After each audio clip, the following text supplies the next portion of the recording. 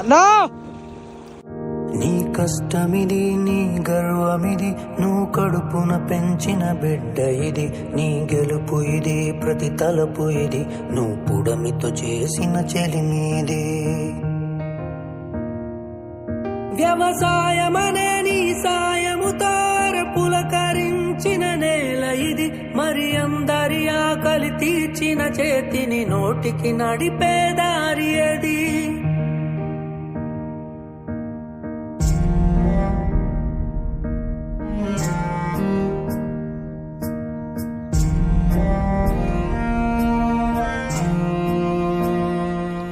ప్రతి రైతు ఒక రాజంట రాజరికాలే రత్తంట రైతన్నా ఈ చోద్యం చూడరా ప్రతిరోజు ఒక వార్తను